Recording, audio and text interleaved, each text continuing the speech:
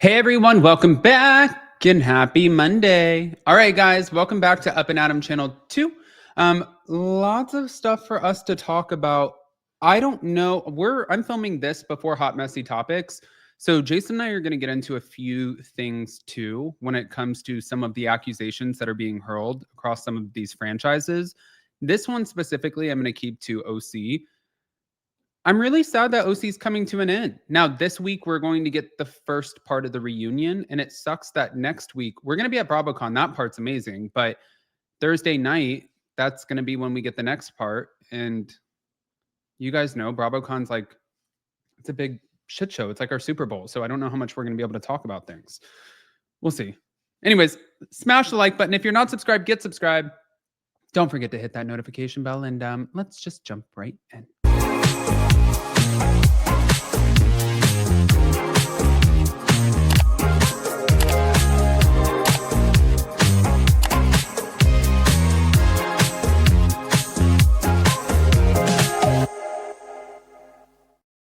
All right, guys, so it looks like Gina Kirschenheiter is giving us, from the Real Housewives of Orange County, she's giving us a little bit more info as to what really happened with Gretchen Rossi after the season 19 finale. So after this episode that we just saw last week, she's letting us know, oh, wait, there's more.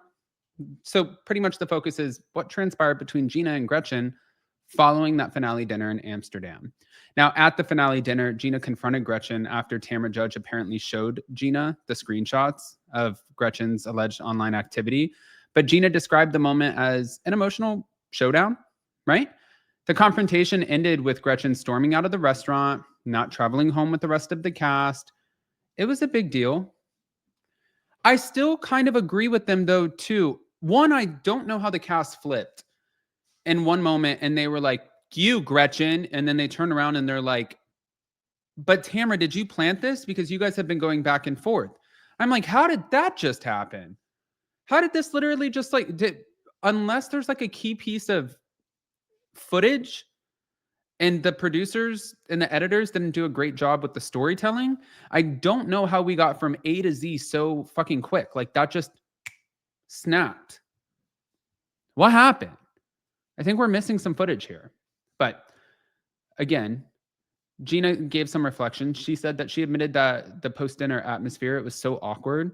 And she said that she reached out to Gretchen by text because she knows how hard Gretchen being away from her daughter was. And she said, just come and it'll be okay. And, just get home to your child. And okay. And I'm sorry that this is happening. But when she went on Watch What Happens Live with Andy, she gave a little bit of like the behind the scenes insight to things that were going on. She revealed that Gretchen did decide to stay behind. She said she didn't come home with us. I texted her. I know that everything was hard. I just wanted her to know that like, okay, like we're going to figure this out. In my mind though, it's not piecing together for me at all. At all. But hold on. Then, of course, the Katie Ginella of it all. So this came out after the finale. Katie speaking out about her mindset heading into the reunion. And she said that her goal was not to take anyone down, but to move forward. And she said, a lot of people have been messaging me. They come with receipts. They come prepared. But my goal is not to take anybody down. I just hope I can move forward. And at the same time, she did tease that there will be receipts at the reunion. And when asked if she'd bring her lie detector results, she said, you'll see. FedEx, Kinko's, they know my name. But she said that she feels like a lot of emotion going into this. She said part confident and part extremely nervous about facing the cast, including Tamra, Emily, Shannon, Jen, Gretchen, Gina, Heather. And she said that the show is about conflict resolution. And she believes that she gives plenty of apologies already. And now she's kind of saying, I want some in return. I want some apologies. Here's the thing, girl. Do not hold your breath on that. Nobody's apologizing to you. I'm just going back to it.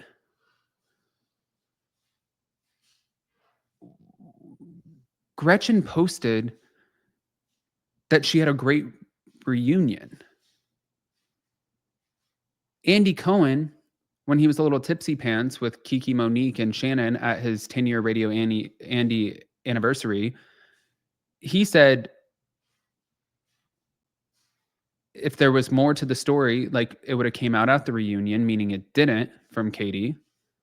So I'm just wondering if maybe she thought she had receipts and they didn't land. There's something that's amiss here. So as far as the reunion, the 3-part season 19 reunion, it kicks off on Thursday. That's going to be at 8 p.m. Eastern. And yeah, there's always the uncensored versions that come out the next day on Peacock. We'll be watching that. I just don't know what the is about to happen. Moving on, though. Moving on. Teresa Giudice also came out and gave a little bit more information. She was recalling when her ex-husband, Joe Giudice, asked to use her credit before going to prison. And she admitted that she felt like a weight was lifted when he left. She said that Joe asked her, "Can I use your credit?" Because he needed to refinance a home. And she said that she just signed it because I never thought anything. Now, her oldest daughter, Gia, told her she needs to let that go. It's been over 10 years. And she said, let it go. But I think for Teresa, it still bothers her. And I know that Teresa, one thing that you can say is, does she have a history of sometimes being problematic on the show? Sure. But like when it comes to her kids, this woman will do anything for her children. And even her cast members will attest to the fact that she is one of the hardest working on the show and that she always shows up. She doesn't come up with bullshit excuses to be late, to not show up. Like if there's a gig, she will be there. And of course, the memory is still going to bother her. Teresa said that when Joe left and when he went to prison, she admitted she felt like a weight had been lifted. She said, I lost my mom 8 months later. I came home from prison and then, her mother passed away 8 months later.